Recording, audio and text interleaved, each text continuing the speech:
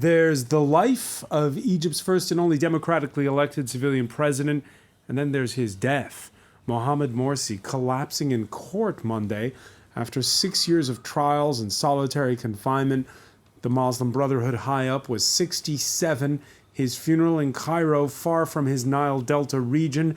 What does it all say about the state of the Arab world's most populous nation under his successor, former Field Marshal Abdel Fattah Al-Sisi?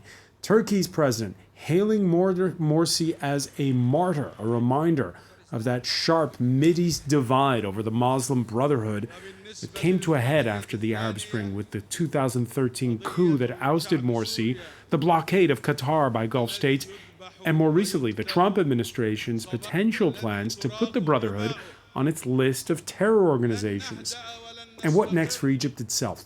Morsi's death comes as the nation prepares to host the continent in the African Nations Cup that kicks off on Friday. Can the Arab Spring and the tumult that's still got thousands languishing in jail be swept aside and forgotten? Today in the France 24 debate, we're looking at the life and death of Mohamed Morsi. And with us to talk about it, France 24 producer Mohamed Salem. How are you? I'm good. How are you? All right. With us as well, Maïssa Abdelatif, who is with the association Egyptians Abroad for Democracy. Thank you for joining us. Hi. Thank you very much. From London, Wafiq Mustafa. He's the author of Egypt, the Elusive Arab Spring. Welcome to the show. And we're joined from Brussels by former EU ambassador to Egypt, James Moran. Thank you for being with us. Good evening. The France 24 debate on Facebook and Twitter, hashtag F24debate. Yeah, it was under heavy police presence at dawn. Mohamed Morsi buried far from the cameras at a cemetery in Medinat Nasser, that's in eastern Cairo. Authorities making sure his funeral did not turn into a political event. More on the sudden death of Mohamed Morsi with Alexander Alcott. It was in this glass cage, or one just like it, that Mohamed Morsi, Egypt's first democratically elected president, spent his final hours. A dramatic end for the figure who was central in the twists and turns taken by the country since the 2011 Arab Spring Revolution. The prosecutor gave a written statement on what happened, with the details recounted on state television. Mohamed Morsi died today while attending a session in his trial on espionage charges. During the session, he was granted permission to address the judge. After the session was adjourned, the former president blacked out and then died. His body was taken to a hospital. Morsi's cause of death was later given as a heart attack by state media. Already sentenced to 20 years on charges of ordering a violent crackdown on protests against him, in which people were killed, Monday's session was part of a retrial on charges of espionage. In his final speech to the court, the 67-year-old continued to insist he was Egypt's legitimate president. On its website, the now outlawed Muslim Brotherhood accused the military government of assassinating the former leader through years of poor prison conditions. Mohamed Morsi is a hero martyr. The military regime is responsible for his death. Those who imprisoned him unfairly and deprived him of medication and deprived him of contact with his family. What happened to Morsi is a crime, and we call for an international investigation into what happened. Morsi was held in a special wing of the jail, often in solitary confinement, in conditions rights groups say fell far short of Egyptian or international standards. Mohamed Salem, your thoughts when it was 24 hours ago when the news first came in. Exactly. Actually, I saw the news yesterday when I was going back home from work, and I thought it was like drama. I couldn't believe it in a way because it's such a dramatic death. I mean, no one really expected it to happen that way. I mean, we know that Morsi wasn't that well treated in prison. We knew also that his family and like they said like weeks ago that he wasn't in very good state health-wise. But we really didn't expect it to happen like that in court, and it's a bit dramatic. And the responses in Egypt have been, I mean, very especially on social media, very, very, like at once everyone like started responding and saying, like some people had some sympathy for him. Some people would say no, he was a traitor. He didn't represent anything anymore for the country. But it's really dramatic. When you look at those reactions, do you feel as though that those bitter days of 2013 were being played out again? Not really, but what I thought is really that the Muslim Brotherhood or this Morsi issue is something that is really dividing the country. Like, I mean, the last years, except the Muslim Brotherhood, no one really talked that much about Morsi anymore. But his death comes like that, and it's like, I don't want to say it opens it again, but it brings back some memories. But the situation is not the same anymore, like in 2013. Like, you have reactions on social media, but you don't really feel it in the street. I was talking to our correspondent today in Cairo. He said, like, you don't feel anything special. I mean, the TV continues as it is. Everyone's getting ready for the African Nations Cup. In a way, it changed in a way. It's not like 2013 anymore. It's not like 2013 anymore, Maïssa Abdelatif? Yes, I think, I think General Abdel Fattah al-Sisi has been preparing for this since the coup, or even before the coup.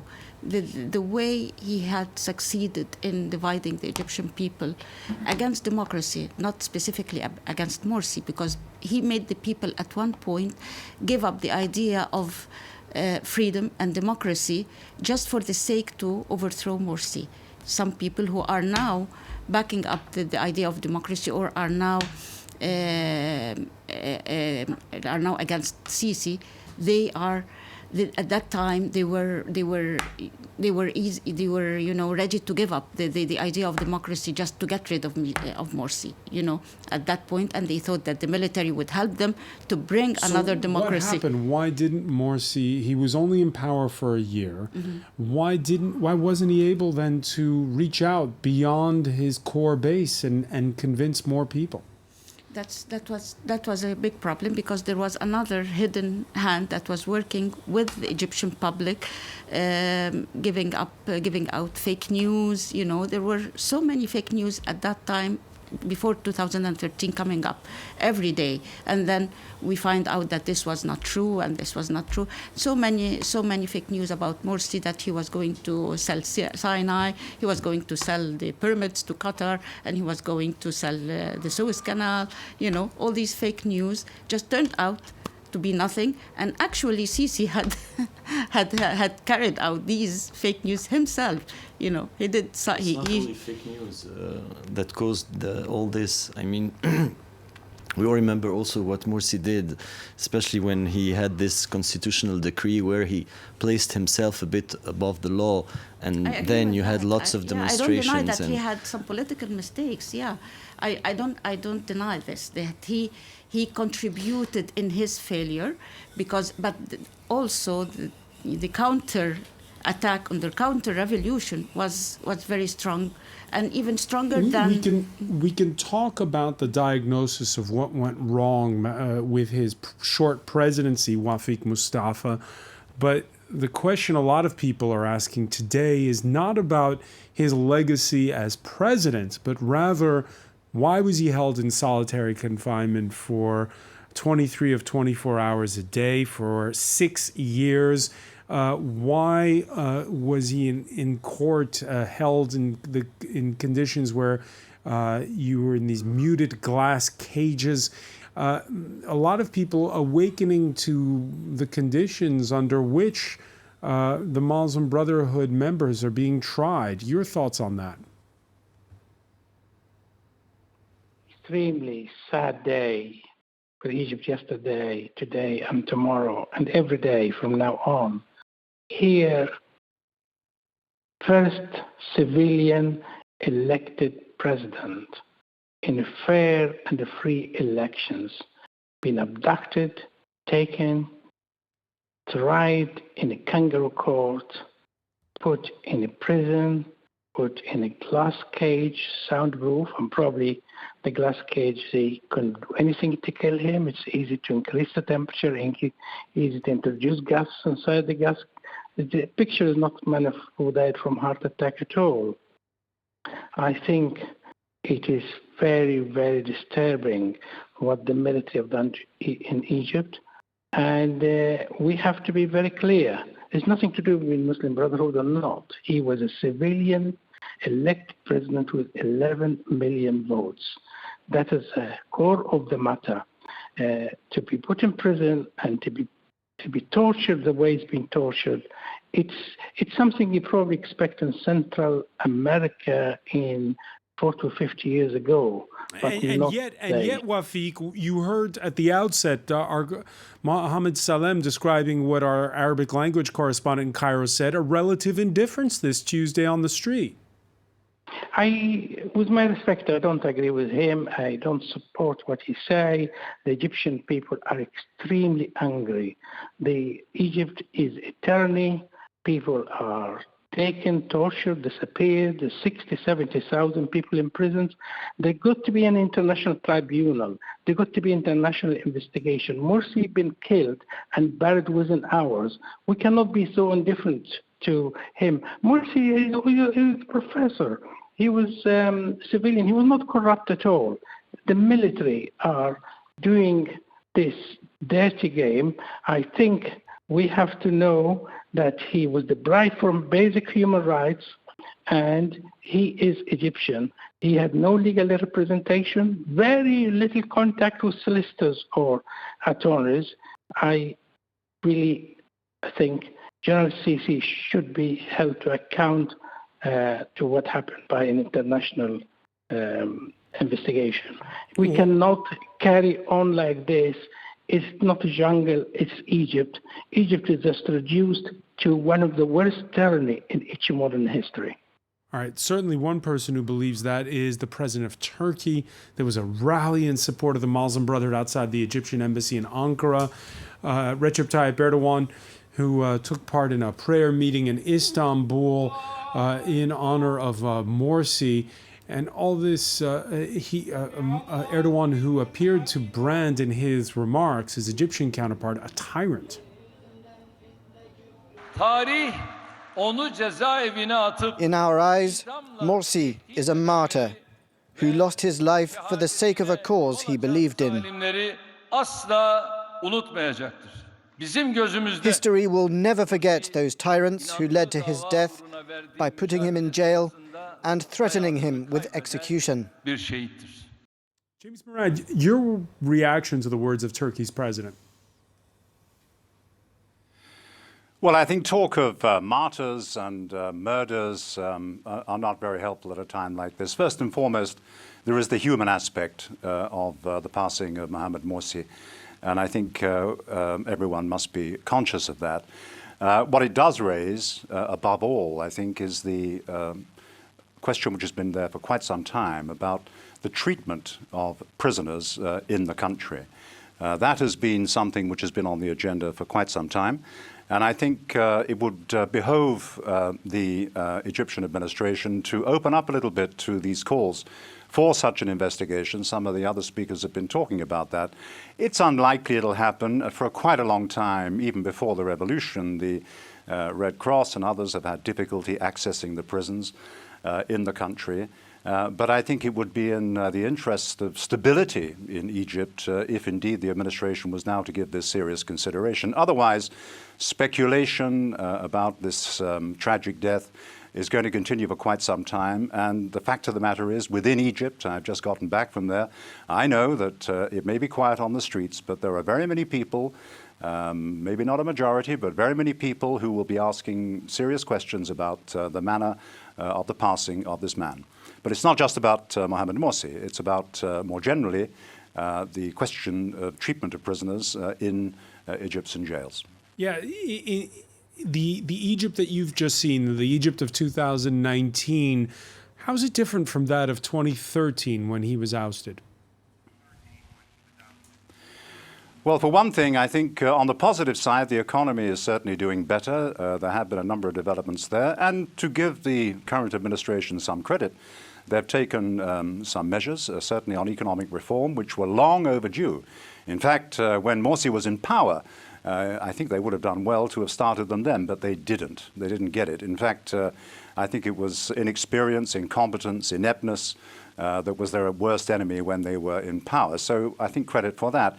But on the other hand, of course, there has been a lockdown when it comes to more generally rights and freedom of expression and many other areas. And the country, I think, is suffering from that in many ways. It's a mixed picture right now in the country. A mixed picture right now in the country, a mixed picture throughout the broader Arab world, the divide over the Muslim Brotherhood, which is now banned in Egypt, playing out in the nation that sparked the Arab Spring. A member of parliament for Ennahda in Tunisia asking that the Fatiha, the Quran's prayer for the dead, be read out in Morsi's honor. One secularist MP replying, "We don't stand for the Muslim Brotherhood, a terrorist organization."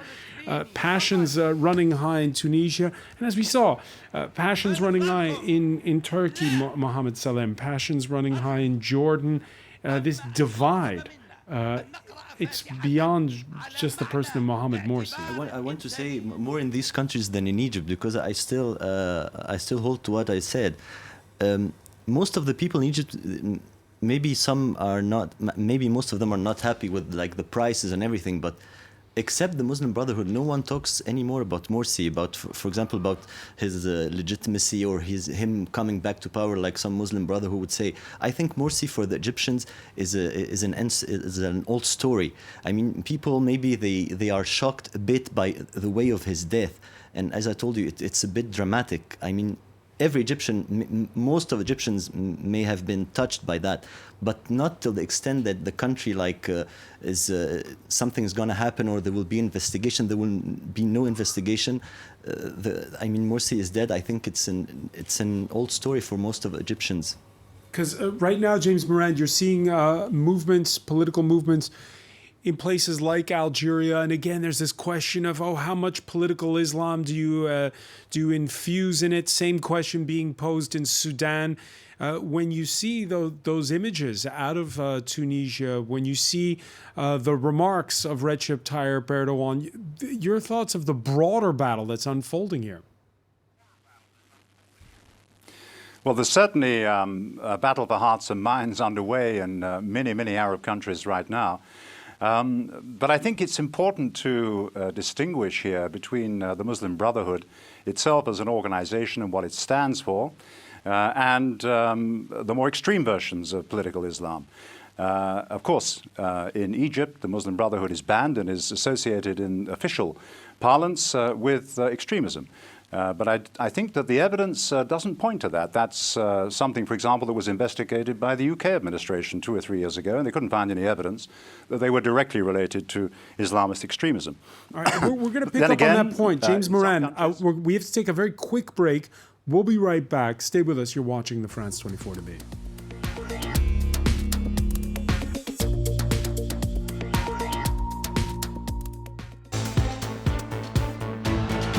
Welcome back, or welcome if you're joining us. It's the France 24 debate. We're looking at the legacy of Mohamed Morsi and the circumstances of the death of Egypt's first and only democratically elected civilian president, who collapsed in court. He'd been held for the past 6 years since the coup that ousted him back in 2013. We're talking about with France 24 producer Mohamed Salem. We're also in the company of Maïssa Abdelatif, who is with Egyptians Abroad for Democracy.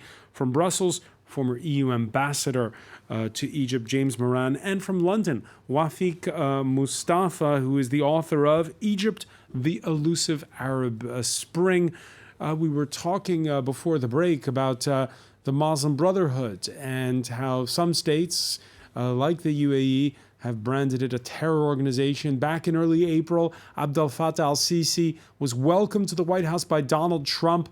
Shortly thereafter, the U.S. president directing national security and diplomatic officials to find a way to place sanctions on the Muslim Brotherhood and to even put it on the State Department's terror organization list.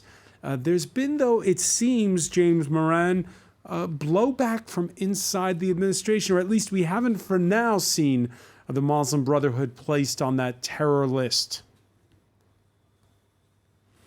Yeah, I'm not surprised because, as I said just previously, there have been investigations into this, particularly in London, but not only there, elsewhere, looking very carefully at the evidence-based situation as regards its links, the Brotherhood, with extremism. And up to now, clear evidence, at least according to European standards, and I dare say American standards, has been pretty hard to find. So I would imagine that within the American administration, well, I know that there will be many schools of thought about this, and it's quite a jump if this is done for purely political reasons to satisfy a close ally or something else. It undermines the credibility of the legal system if that happens. So I imagine that the debate in America will be a long and a difficult one. A long and a difficult one, or as short as Donald Trump would like to see it. And we remember his very first trip abroad was to Saudi Arabia, a staunch ally of the staunch opponent of the Muslim Brotherhood. Sure. Politically, all that is true. But I don't know. I haven't given up hope. I don't think any of us should or could give up hope in the American legal system. And there are very clearly defined criteria for placing an organization on the terrorist list, both there and in European countries as well. And that has to be followed through. The process has to be, a due process has to take place. And that's what's going on, I think, in the States at the moment. Do you see, Mohammed Salem, the circumstances of this death galvanizing those who support the Muslim Brotherhood at this point? Abroad, maybe. Inside Egypt, I would say it's difficult because the Muslim Brotherhood actually is passing by its worst stages like the previous years, and I think their activity in Egypt is quite inexistent. Some were saying in Egypt that this death may cause more attacks in Sinai. We don't know really if it will happen or not, because remember when Morsi was ousted, it was the case. But I don't really think so. I think the Muslim Brotherhood are going to take some years to come back to the political stage in Egypt. But they may come back, and we don't know what will happen then, because I will be very afraid of the revenge that could take place if they ever come to power again. Maïssa Abdelatif? Well, I don't agree with that. I don't know that revenge will be a key point in I'm saying revenge because of all the human rights situations they had to face, and because they faced maybe like also some injustice. Yeah, I mean, we can of course. See in Tunisia, Tunisia, there is no word revenge by the meaning of revenge, because whoever wants to win the people cannot start by revenging or by so I don't think will be the key issue now. The key issue is to stop the deterioration of human rights conditions in Egypt. Dr. Mohamed Morsi had been dealt with in an extremely inhumane atmosphere. He has been put into enforced disappearance for a few months. Then he appeared in court. 6 years he had been tried in court, and nothing had been proven on him. Nothing had been proven on but him. He was sentenced to death, and he then, was sentenced to some years in prison. He was proven innocent afterwards, after the death sentence. Do you agree with Mohammed Salem? It's going to take years for the Muslim Brotherhood to regroup and actually, I think win over the Muslim opinion. Brotherhood, in my opinion, I'm not talking now, I'm not very pro the Muslim Brotherhood, although I used to support them very well, because they were the consequences of democracy, just for that, not just because I like them, but because the people chose them, or chose one of them as a president of the Arab Republic of Egypt.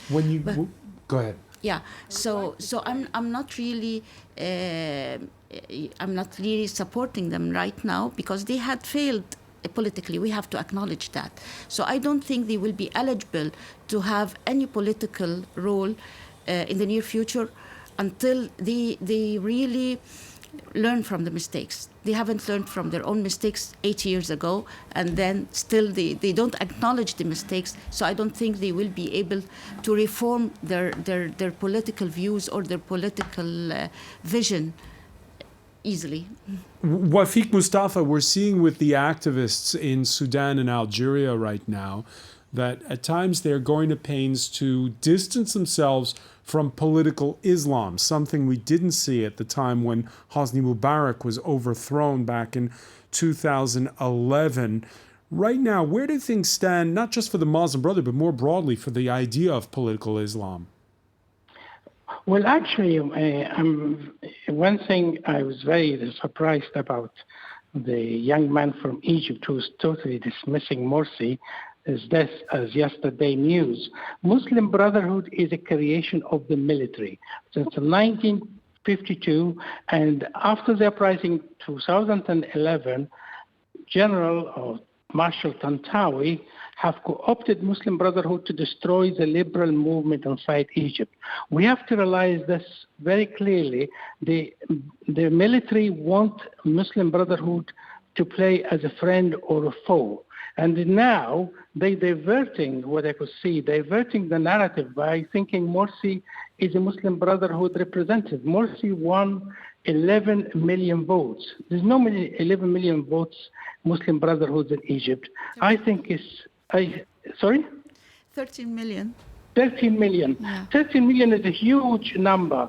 And I think trying to dismiss it and say, oh, the public is not interested and interested to watch matches, that is the regime narrative of trying to present Morsi's death in the Egyptian media. I think the world have to really support Egypt. Here is a man who was killed, he died, and was buried within a few hours without a post-mortem, without investigation, without applying any niceness of even funeral to the family and the friends, and buried in a secret place. What did it say about the military? What did it say about 60,000 people incarcerated in prison and have no rights? It's very rich for people to say it's just Morsi was a failed president. Morsi did not have power at all. Morsi did not appoint the Minister of Defense. Sisi was appointed.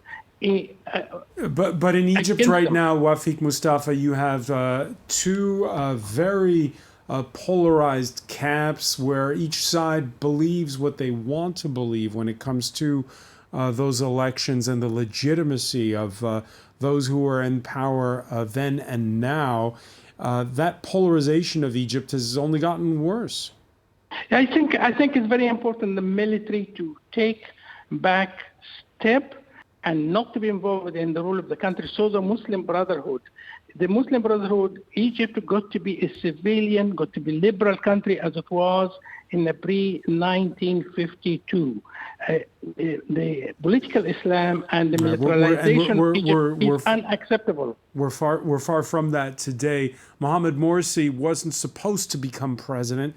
At first, after the ouster of Hosni Mubarak, the Brotherhood's Freedom and Justice Party didn't even plan to stand in the 2012 election. Then its candidate, Hayat al-Shatter, was disqualified, leaving Morsi, who earned his doctorate, by the way, in engineering at the University of Southern California, as the stand-in candidate. Today, I'm the president of all Egyptians, those who live here and those who live abroad. You were EU ambassador to Egypt in 2012. What do you think of political Islam then and now? Well, I think it's a developing story. The Arab world as a whole appears to lurch between military or quasi-military rule on the one hand and the influence of Islamists on the other. I think everyone is searching for a third way. One or two countries may be progressing in that regard, and I think it's interesting to look at what has been happening in Morocco and in Jordan, where the monarchies, of course, are there, and in Tunisia, of course, which has seemed to find some sort of compromise. All three countries still have a lot of problems and many challenges, and by no means can we say that they have returned to stability in the full sense of that word. But they're doing a little bit better overall than others who are divided and polarized in the way that Egypt is today. Is there a third way for Egypt? Well, I'm not talking necessarily about restoring the monarchy, which of course was overthrown a long, long time ago, back in 1952. But I think the country, until and unless the country does find a way between these two poles, it's going to be an issue for a very, very long time to come. And what is most important for Egypt is the economy and is development. Now, there have been some developments recently, but not enough, not good enough. It could do better still. And I think until and unless they find this third way, they will continue to struggle. 100 million people, a million people hitting the job market every year. These are huge challenges for the country. This will not be solved by the military, and it won't be solved for sure by the Islamists. The Brotherhood and the Islamists have shown themselves in the Egyptian case to be incompetent, and I think the people know that. Whatever you think about the theology or the other aspects of this, and it'll be a long time, if ever, some of the other speakers have been saying, before they can come back into the mainstream. But in the meantime, one only hopes that the country can move towards something other than the military on the one hand or the Islamists on the other. Can they move beyond that, though, Mohammed Salam? It's been 6 years. It's been more than 6 years. It's been since 1952. 1952, Egypt is dancing between the military and the Brotherhood, the Muslim Brotherhood. And what I want to say, actually, I was listening to Wafiq Mustafa. No, not Wafiq Mustafa, but James Moran. Exactly, to James. And I was laughing in my head because the revolution, when the revolution happened in 2011, it was a third way. In a way, it could have been a third way. But actually what is interesting in Egypt is that neither the military nor the Muslim Brotherhood want this third way, because they are the only two actors that can take power, seize power in Egypt, and they are not interested in a third way that could be civilian, I mean not religious, not military, and that is never been like tested in Egypt. They don't know what will they get. Them, yeah. When you look back, but actually, I think that the military wants it this way. The military wants this competition against the Muslim Brotherhood, and that's it. Yeah, he's And the Egyptian people seem to live by this. Because the Egyptian people need to be educated. They are not democratically educated. What has happened? Like Mohammed has said, people don't care so much now about Morsi's death. They don't talk about him anymore. People don't care about politics anymore. People don't talk about politics in Egypt this is anymore. what he succeeded in bringing the Egyptian people to forget about democracy, forget about choosing your own ruler. You will not be able to do it again. It was once in history, and that's it. Egypt has 3,000 years. It's 3,000 years old. Forget, François, it has never happened that there was an elected president. He's the only elected president in Egypt's history. The military rule is very powerful. And the repression is there, and the human rights violations are there, and people are afraid again. I mean, people know that if they go demonstrate on the street, they will be automatically and instantly arrested. Killed, not just arrested. No, not maybe killed on. I mean, some got killed on the street, but I mean, maybe not killed at once, but arrested for sure. During 25th of January revolution, 800 people were killed in 18 days.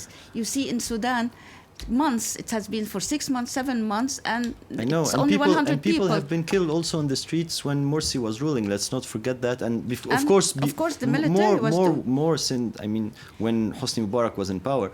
But let's not forget that either. Yeah, of course. Yeah, I understand. But as I don't deny that the Muslim Brotherhood had made mistakes, and Morsi was not strong enough to be able to conclude or to be able to hold control of everything, One important thing about Morsi's death is that I hope that this case could bring the whole issue of treatment of prisoners in Egypt, and especially political prisoners, because he's not the only one. I mean, he was the first democratically civilian elected president, and that's why we talk about him so much. France's president, when he went to Egypt, he said he would bring up human rights, and that he says he did so in private. Do you believe him? I think I do, because Egyptians were very, very, very upset about what he did and what he said, and they were very, very upset when he mentioned human rights. Because why were they upset? They were upset because they said that he's coming to give them a lesson, and that was the regime theory. But some people said it also and thought it even. But I mean, we also have to know that Egyptians are not like adoring the military or supporting the regime 100%. Many Egyptians are unsatisfied, and many Egyptians do not like the human rights violation and the rise of prices and the economic situation also that is getting maybe better but not that good, and especially the poor do not feel it at all. But still, I mean, Sisi or Morsi for me, and for I think many Egyptians, they are a bit the same. I mean, who know if Morsi had stayed in power, if he wouldn't have been worse than Sisi, if he wouldn't have violated human rights. This is unjust, Mohammed, because during Morsi's reign, I'm just making a supposition. I don't know, but I'm just making a supposition. There was not that extreme deterioration in human rights, because and the killing in the streets was done by the military. Maybe. He didn't rule that long. We know that it was the intelligence services. Of course, Morsi was not strong enough to deal with that, and he had the results of the investigation committee that had investigated who really killed James people. Moran, 2012, you've got Morsi elected as president, but the military has not gone away. How did it seem like it was going? Well, at the time, there was, I think, very genuine hope for the future. Morsi was elected in what was the most democratic election in Egyptian history. I don't think anybody can contest that. Certainly in the European Union, we accepted that. And then for the first few months, things went reasonably well. Don't forget that Abdel Fattah Al-Sisi was proposed by the military as his defense minister. He was accepted by Mohamed Morsi and the Muslim Brotherhood government at the time. And for the first few months, they found some sort of modus operandi. Things all started to fall apart in November, as a previous speaker had mentioned, with the constitutional declaration of the 22nd of November, when Morsi made a huge mistake, paranoid about being attacked from the judges, and declared that presidential decrees could no longer be subject to scrutiny, which indeed was a very anti-democratic measure for him to have taken. And this, I think, was a fear of many people, that the Brotherhood Party, the Freedom and Justice Party, and Morsi himself, although they may have been elected democratically, had within them the dangers, as did the military, of course, of acting in an anti-democratic way. And I think that probably applies today. One last point. When it comes to stability, because nowadays this is the holy grail that the Sisi administration is always speaking about. For its own best interest and for better stability, I do think that the authorities in Egypt really should consider at a time like this the calls that are being made for an impartial international investigation into prison conditions within the country. I'm not sure that they're going to accept that, but I think it would, on the whole, help them to be more credible in the eyes of their own people and in the eyes of the international community if they were to do such a thing. All right. Mohammed Salam saying it'll never happen. Maisa Abdelatif, one question for you. This coming Friday, the Pharaohs of Egypt host Zimbabwe. It's the opening match of the Africa Nations Cup. Egypt is the host nation. Will all this be forgotten by Friday? No, the Egyptian people will not be able to celebrate this or to be able to enjoy this, because it's a very humiliating way of admitting even the fans of football. People had not been able to cheer for their teams or to follow football teams in the stadium for quite a while. But now they will. So it's the opportunity. But it's going to be a selective amount of Egyptian people, because the tickets are very high for the amount of the amount of poverty we have in Egypt right now. £150 for each match. That's too much for the Egyptian normal family to be able to. Forgot. I'm sorry to say that, but I think people already forgot about Morsi like today. Maybe I'm wrong, but I don't think so. Except his supporters and those who have But you talked about those clamoring for human rights. We saw in Algeria how the struggle began really a lot of times in football stadiums. Could we see dissent manifested? No, Sisi will not allow in football stadiums during the African Nations Cup? I don't think so. I don't think so, because as she was saying, the tickets are quite expensive, so the poor people will not go. And the way that they will admit Egyptian people, they will take their ID cards, and as long as they are in the stadium, and they will be able to collect it back. Happens, so whoever who cheers for anything much, other than the match will not be able to get his ID and will be taken directly to prison. But people will go to stadium, and the African Nations Cup will happen, and everyone will have forgotten about Morsi. That's for sure. I mean, it's not a matter of Morsi now. maybe We're not some talking will about not, but, Morsi. no, but it was his question. Yeah, I'm talking about Morsi as a human being now. As a political person, he had failures, but still there is a fact that nobody can deny in the whole world that he was the only civilian president who was really elected by the people of Egypt in thousands of years. He's the only and the last until this day. I don't know if this will happen. And that he maybe didn't get a fair trial. Maïssa Abdelatif, I want to thank you. I want to thank as well Mohamed Salem, Wafiq Mustafa for joining us from London, James Moran in Brussels. Stay with us. Media Watch is next.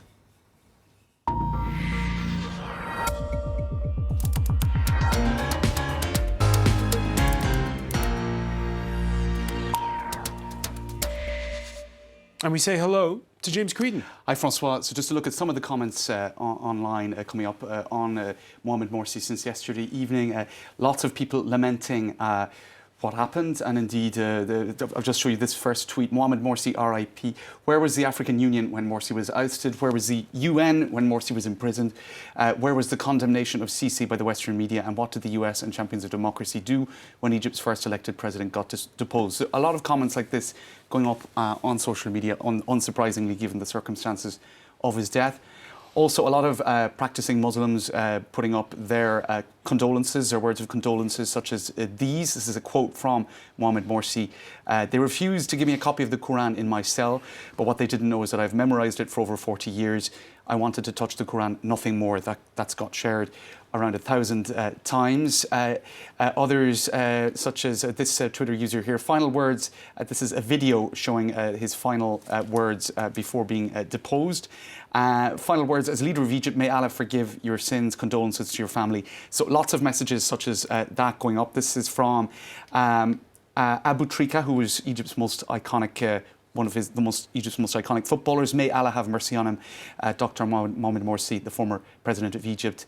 So lots of words of condolences and sympathy going up for the man himself, his family, and indeed the broader community, I guess. This is Middle East correspondent for the independent newspaper Bell True. She has been tweeting a lot about this, having followed it right back over the years. Witnesses said Morsi was left slumped on the floor of his courtroom cage for at least 20 minutes before being given first aid. He had complained of a lack of treatment for several illnesses. Colleagues and friends dub it murder. The UN calls for a transparent probe. So the details of the death obviously being investigated by a lot of journalists who are covering the story, and details going up on social media. She also speaks about, I suppose, how complex a legacy he has. Obviously, the terrible conditions of his detention and his death, but his year in power was also a tricky and sometimes dark chapter in Egypt's history. And a lot of she goes through all of that and how complex a picture this is. And just one final element from her sharing on social media. Facebook Memories has just reminded me 7 years ago today that I took photos of Morsi supporters in Tahrir Square celebrating his win at the 2012 presidential election. So that's right. It was the 7th ago, anniversary. It almost to the day. So that's some yeah. people pointing to that sort of, I suppose, coincidence in terms of the timing. Evan Hill, formerly of Human Rights Watch. The death in custody of former Egyptian President Morsi should be understood into the context of the Egyptian authorities' systematic and years-long isolation and mistreatment of tens of thousands of political detainees, including preventing access to medical care. That's another comment that I thought was interesting. Obviously then, lots of coverage of what's been happening in Istanbul with the Turkish president paying such a public homage to Mohamed Morsi. He has been tweeting as well on that, calling him a martyr. And I'll just finish with this tweet from Bilal Bhutto Zardari. So obviously across the Muslim world, you have people coming in with their comments. You will remember my words. Do not kill the lions of your nation, lest you encounter a similar fate by the dogs of your enemies. So that is from the son of Benazir Bhutto, the head of the PPP in Pakistan. Many thanks, James Thanks, Creedon. I want to thank our panel once again. Thank you for joining us here in the France 24 debate.